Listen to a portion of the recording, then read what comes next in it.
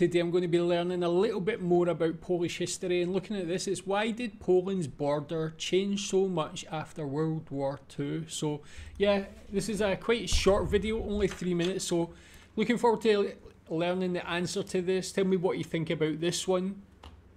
When World War II began, Poland had these borders, and when the dust had settled, they looked like this, with this area being permanently lost to Warsaw and all of these former German lands becoming a part of the reborn Polish state. But given how different Poland looked just 6 years earlier, it raises the question, why? So throughout the Second World War, the major Allied powers, not you, were constantly in negotiations about what was to happen to Poland after they were victorious. At first, the British had hoped for the restoration of the pre-war Polish government who everyone would then negotiate with. But as the Red Army swept across Eastern Europe, it became clear that Stalin had other plans. As such, Britain and the United States had to make sure that the Polish post-war settlement aligned with Soviet security needs. The Soviets wanted more buffer between Moscow and Berlin, and as such, that meant two things: Soviet gains to the west and German losses to the east. A significant chunk of Poland's pre-war population were Ruthenians, Russians, Ukrainians or Belarusians, and so Stalin wanted to incorporate them into the USSR.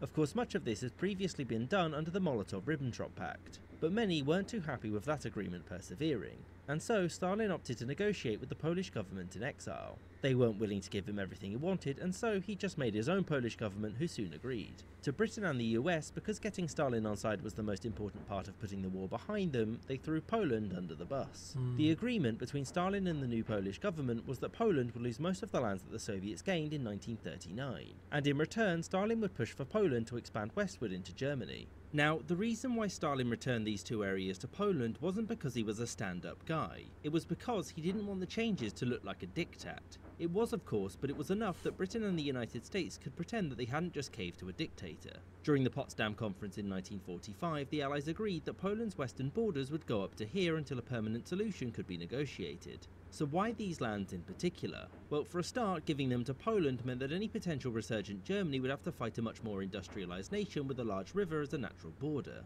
Furthermore, by destroying East Prussia and giving Poland Gdansk, the territorial tensions which led to war in the first place were now gone for good, as were the Germans living there. Now, Poland's newfound lands were to be populated by the Polish who were already at that point living in the USSR and those whom Stalin had arrested over the previous decades. And by settling millions of people there, West Germany, or later a unified Germany, wouldn't have much of a claim to the lands. And the Cold War soon meant that there was no further Allied conference on formalising Poland's borders. But of course, it wasn't long until temporary borders became permanent ones, thereby completing Poland's movement westward. I hope you enjoyed this episode with a special thanks. That was very interesting. Yeah, I have watched a video before that just showed the changing border of Poland over the last 1,000 years actually, and it's very interesting. As much as Poland's border has changed hugely, like so many times over the last 1,000 years, what Poland is at the moment is actually very similar to what Poland was 1,000 years ago, but obviously within that it's been like all over the place. Sometimes Poland has not been there at all. Sometimes it's been a lot larger as well, but now it is what it is. But you see that slight difference in the change of where Poland is and the reasons for it. Obviously, being British, we have a part to pay for that, and obviously that's what Britain did to Poland after World War II is a horrible thing, just kind of left them there to be messed about with by Stalin and Russia.